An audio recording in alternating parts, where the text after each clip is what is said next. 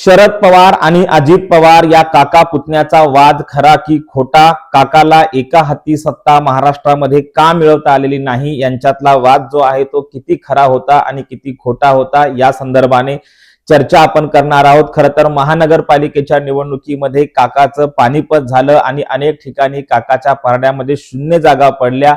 अशा पार्श्वभूमीवर येणाऱ्या जिल्हा परिषद आणि पंचायत समिती निवडणुकीमध्ये काका पुतण्यांनी एकत्र लढण्याचं ठरवलेलं आहे आणि मग हे एकत्र लढत असताना यांच्यातील जो वाद आहे तो खरा आहे का खोटा आहे या संदर्भाने सविस्तर चर्चा या व्हिडिओच्या माध्यमातून आपण करणार आहोत। नमस्कार, मी डॉक्टर नागराज मगरे, शब्दयोद्धा लाईव्ह मध्ये आपल्या सर्वांचं मनपूर्वक स्वागत। आपण आमच्या चॅनलवरती नवीन असाल तर खालचं काळं बटन दाबून सबस्क्राईब करा, जेणेकरून आमचे नवे नवे व्हिडिओ आपल्यापर्यंत येतील। तर मी सांगत होतो की शरद पवार आणि अजित पवार या काका पुतण्याचा वाद खरा की खोटा हा प्रश्न खरं तर नेहमीच अनेकांना सतावत असतो। कारण असं आपण म्हणत असतो की शरद पवार यांचं राजकारण महाराष्ट्राला समजत नाही, देशाला समजत नाही, ते तेल लावल्या पहिलवानासारखे आहेत। अशा अनेक त्यांच्या संदर्भामध्ये विधानं अनेक पत्रकार अनेक लोक करत असतात, परंतु वास्तव हे आहे की काका आणि पुतण्याचं राजकारण हे एकच आहे का, हा प्रश्न जेव्हा पडतो तेव्हा वास्तव हे आहे की हे राजकारण एकच आहे। कारण आपण त्या आधीची पार्श्वभूमी थोडी बघूयात। काँग्रेस पक्षातली फूट असेल किंवा राष्ट्रवादी काँग्रेस पक्षातली फूट आहे असेल, याची पार्श्वभूमी आणि आधीचा काळ जर आपण अभ्यासला तर आपल्या लक्षात येईल की काकाची ही रणनीतीच आहे, असं आपण आपल्या या चॅनलवरती देखील अनेक वेळा सांगितलेलं आहे। यामध्ये आपल्याला सांगता येते की राष्ट्रवादी काँग्रेसची स्थापना 10 जून 1999 ला झालेली आहे आणि ही काँग्रेसची फूट होती आणि या फुटीमध्ये खरं तर शरद पवार साहेब म्हणाले होते की सोनिया गांधी यांच्या विदेशी मुद्द्यावर त्यांनी ही फूट त्यामध्ये पडलेली होती। त्यांनी विदेशी मुद्दा समोर आणलेला होता आणि त्या सोनिया गांधींचा विदेशी पण नाकारलेलं होतं। अशा पार्श्वभूमीवर PS संगमा असतील, तारिक अनवर असतील, शरद पवार या 3 नेत्यांनी मिळून राष्ट्रवादी काँग्रेस पार्टीची स्थापना केली आणि 10 जून 1999 ला काँग्रेस पक्ष फुटला। त्यानंतर आपल्याला सांगता येते की जुलै महिन्यामध्ये पुन्हा राष्ट्रवादी काँग्रेस फुटलेली आहे। इतिहास पुन्हा तसाच झाला। राष्ट्रवादी काँग्रेस ची फूट झाली ती जुलै 2023 मध्ये आणि त्यावेळी अजितदादा पवार यांनी या पक्षातून बंड करून ते बाहेर पडले असं म्हणतात आणि 42 आमदार बाहेर घेऊन जाऊन त्यांनी खरं तर भाजप सोबत जाऊन घरोबा केला आणि सत्तेमध्ये आले। आता सर्वांना तेव्हाही प्रश्न पडला होता की आज आपण पाहतोय शरद पवार यांच्या प्रत्येक कृतीवर महाराष्ट्राच्या सर्वच राजकारण्यांचं लक्ष असते। कारण शरद पवार जेव्हा हात पूर्वेला दाखवतात तेव्हा पश्चिमेला काहीतरी घडणार असते असं आपण म्हणत असतो आणि नेमकं असंच घडलं। राष्ट्रवादी काँग्रेसमध्ये फूट झाली। त्याआधी आपण पाहिलं असेल की शरद पवार यांनी भाजपला पाठिंबा देण्याचं जाहीर केलेलं होतं आणि त्यानंतर आपण पाहतोय की 2014 नंतर महाराष्ट्राचं राजकारण बदललं, नवी देशाचं राजकारण बदललेलं आपण पाहतोय आणि भाजपकडे एका हाती सत्ता अनेक ठिकाणी आलेली आपण पाहिलेली आहे। सत्तेपासून खरं तर असं म्हणतात की पाण्या वाचून मासा राहू शकत नाही, तसा सत्ते वाचून शरद पवार आणि त्यांचं घराणं राहू शकत नाही असा आरोपही त्यांच्यावर होत असतो।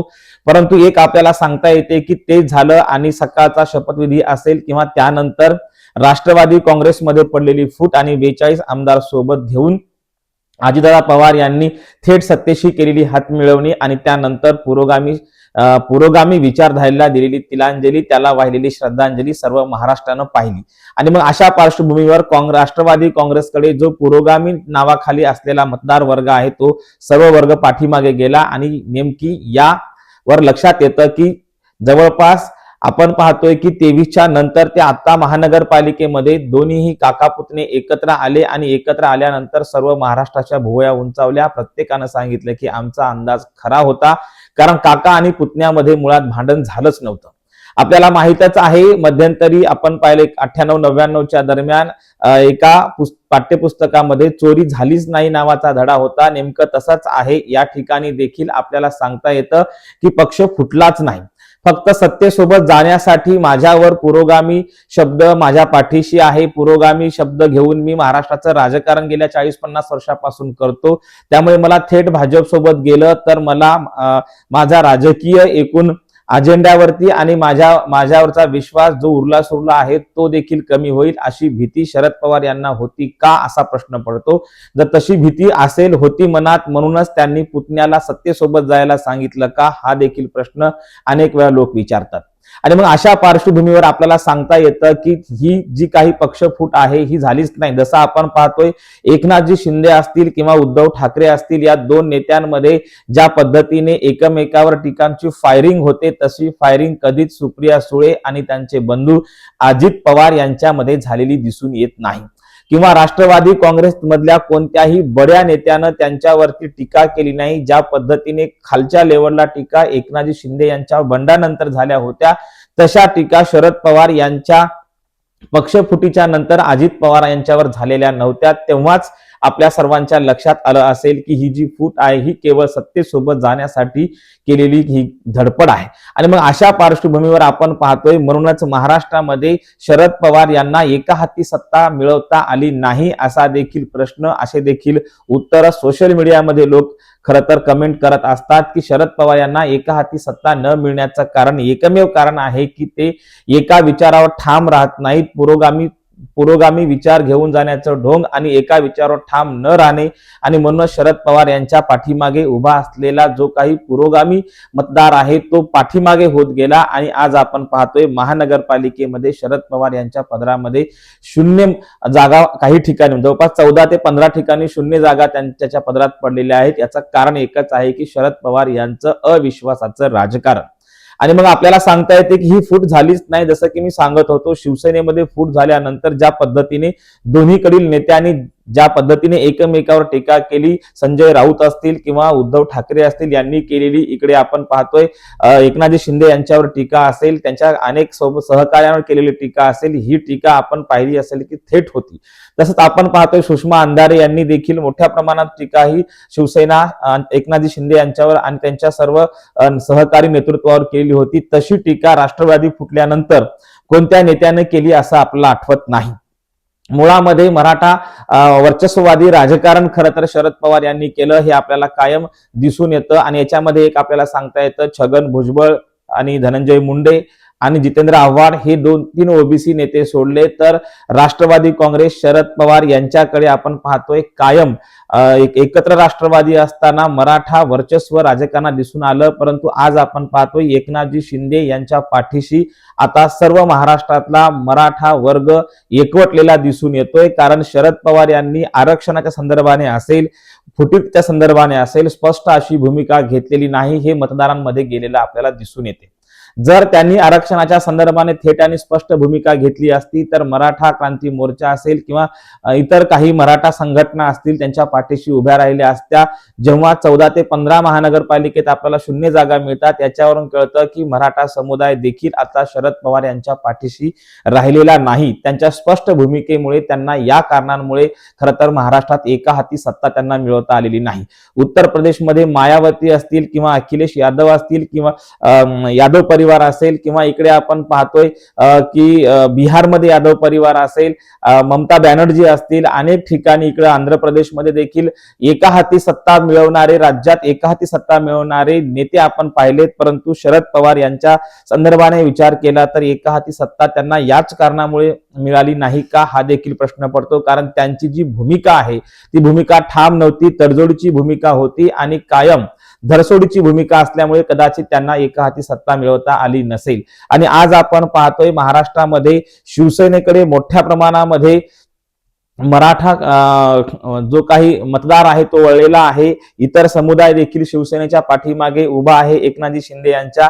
याचं कारण त्यांची जी भूमिका आहे ती भूमिका थेट आहे आणि ते स्पष्ट मांडतात आणि कुठलाही आढावेढा न घेता एकनाथजी शिंदे राजकारण करताना आपण पाहतो. म्हणूनच त्यांच्या पाठीमागे आता मोठ्या प्रमाणामध्ये या महाराष्ट्रातला जो काही मतदार वर्ग आहे तो गेल्याचे दिसून येते. विशेषतः मराठा वर्ग जो आहे तो एकनाथजी शिंदे यांच्याकडे गेलाय. कारण त्यांनी मुख्यमंत्री असताना आरक्षणा संदर्भाने घेतलेली स्पष्ट भूमिका, त्यासोबतच त्यांनी मांडलेली आपले स्पष्ट मते, त्यामुळे त्यांच्या स्पष्टपणामुळे अनेक वेळा अनेक कार्यकर्ते हे एकनाथजी शिंदे यांच्या पाठीशी उभे राहिलेले आपल्याला दिसून येतात. म्हणूनच महानगरपालिकेमध्ये शरद पवार यांच्यापेक्षा चांगलं यश एकनाथजी शिंदे यांना मिळालेलं आपल्याला दिसून येते. त्यासोबतच आपण पाहतोय एकनाथजी शिंदे यांच्या शिवसेनेवर अनेक आरोप झाले, अगदी खालच्या लेवलला आरोप झाले. तसे काका पुतण्यांच्या बाबतीमध्ये किंवा काकाने पुतण्यावर किंवा पुतण्याने काकावर कोणतेही आरोप केले नाही. फूट पडल्यानंतर तेरी मेरी चूप असं झालं होतं. तेरी बी चूप आणि मेरी बी चूप असं करत सत्तेमध्ये सामील झालेले अजित पवार आता मात्र सत्तेच्या विरोधामध्ये पालिकेच्या निवडणुकीमध्ये ते बोलताना दिसून आले. त्यांनी तसं स्टेजवरून सांगितलं देखील, परंतु त्यांना देखील पुण्यामध्ये फटका बसला, पिंपरी चिंचवडमध्ये फटका बसला. पुण्याचे बाजीराव कोण तिथल्या जनतेने सांगून दिलेलं आहे. पुण्याचे दादा नाही तर बाजीराव आहेत असं देखील जनतेने दाखवून दिलं. एकूणच काय, शरद पवार आणि अजित पवार यांच्यातले जे फुटीरतेचं भांडण होतं, राष्ट्रवादी काँग्रेसच्या फुटीरतेचं जे काही आपल्या समोर चित्र उभं केलं होतं, मुळात ती फूट पडलेलीच नव्हती आणि काका पुतण्याचा वाद कधीच नव्हता. हेच आता महानगरपालिकेच्या निवडणुकीवरून आपल्या सर्वांच्या लक्षात आलं असेल. पुण्यातल्या अनेक दिग्गज नेत्यांनी शरद पवार यांची साथ सोडण्याचं कारण देखील तेच आहे. तेवढंच नाही तर महानगरपालिकेमध्ये काका आणि पुतण्या एकत्र येऊन देखील त्यांना जागा न मिळणे, त्यांना सत्तेमध्ये अनेक ठिकाणी सत्ता घालवण्याच्या पाठीमागे काका पुतण्याचं हे अविश्वासाचं राजकारण आहे का, हा प्रश्न मी तुमच्यावर सोडतो. तसं असेल तर आपण कमेंट्समध्ये नक्की सांगा. आणि म्हणून आपल्याला सांगता येतं की जो धडा आपल्याला होता, चोरी झालीच नाही, तसा प्रकार इकडे झालेला आहे. या पक्षात फूट पडलीच नाही आणि काका पुतण्याचा वाद कधी झालाच नाही. हे महाराष्ट्रानं आता महानगरपालिकेतल्या निवडणुकीमध्ये पाहिलेलं आहे. जर तसं असतं तर उद्धव ठाकरे आणि एकनाथजी शिंदे यांच्यासारखं जे फूट पडल्यानंतर ज्या पद्धतीने तावा दोन्हीकडून टीका करण्यात आल्या, तशा टीका झाल्या नाही. तेरी बी चूप मेरी बी चूप असाच प्रकार घडला. एकूणच काय तर शरद पवार यांचं अविश्वासाचं राजकारण, त्यांना महानगरपालिकेमध्ये आणि वयाच्या अगदी उतार वयामध्ये त्यांच्या पदरात पडणारं हे अपयश, खरं तर त्यांना तसे ते अनेक अपयश पचवून आलेले नेते आहेत, ते आपल्याला नाकारता येत नाही. परंतु अविश्वासाचं राजकारण त्यांना आज खरं तर भोवलं का असं देखील आपल्याला म्हणावं लागेल. आणि येणाऱ्या जिल्हा परिषद आणि पंचायत समितीच्या निवडणुकीमध्ये शरद पवार आणि अजितदादा पवार यांच्या काका पुतण्याच्या पक्षाला ही शेवटची संधी असेल का, हे खरं तर पाहण्यासारखं असणार आहे.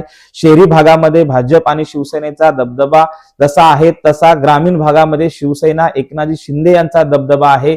त्यामुळे ग्रामीण भागामध्ये जो मतदार आहे तो राष्ट्रवादी काँग्रेस च्या दोन्ही गटांकडे न जाता तो जर एकनाथजी शिंदे यांच्या कडे वळला तर आश्चर्य वाटायला नको, कारण एकनाथजी शिंदे यांचं राजकारण स्पष्ट थेट आहे. त्यामुळे शिवसेनेकडे मोठ्या संख्येने मराठा समुदाय असेल, धनगर समुदाय असेल, वंजारी समुदाय असेल, हा शिवसेना एकनाथजी शिंदे यांच्या पाठीशी दिसून येतोय.